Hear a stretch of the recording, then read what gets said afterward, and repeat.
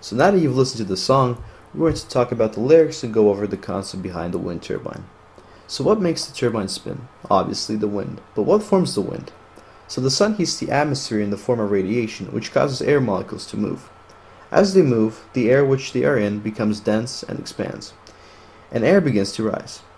Now, the more concentrated molecules are, or clustered I should say, the more pressure there is. Wind tends to move from high to low pressure. So, hot air rises, cool wind descends, and this forms a round spin motion. Now let me show you this on a turbine. Just like that. I'm talking about a certain time and place for the wind to be fully engaging. We take a look at the example of the state of Kansas. It is surrounded by two oceans by either side, meaning it has continental climate and usually experiences humid, warm temperatures. The Rocky Mountains on the west side, as shown here, provide cool temperature. The cool wind and the warm wind mixes together, which causes Kansas to have tornadoes. Okay, so Charles Brush was the first inventor of a first wind turbine capable of generating electricity. He was simply an inventor, but he presumed that wind was capable of generating electricity. The physics behind this concept lies in the law of conservation of energy, where energy cannot be created or destroyed, but simply transformed from one form to another.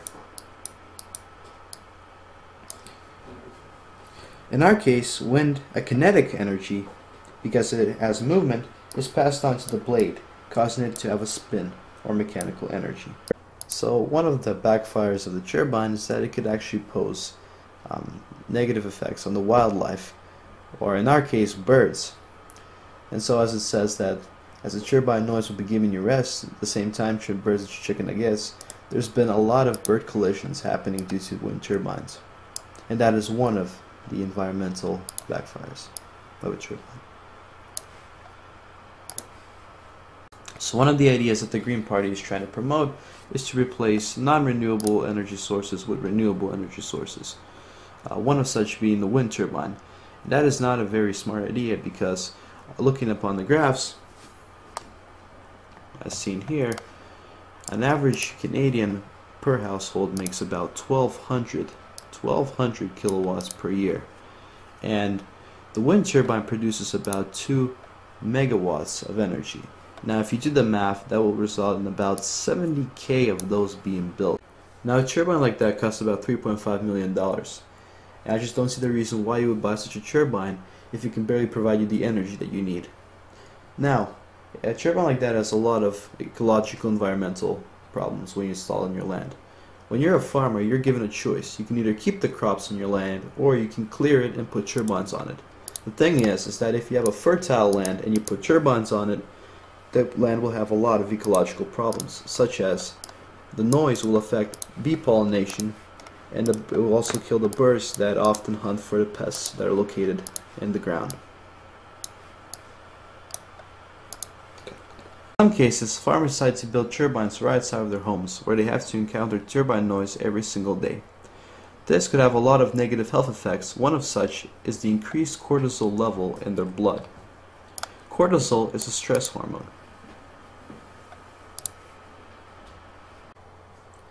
To conclude things, we are going to look at the course. As you can probably see, that the use of wind turbines is a very, very controversial subject.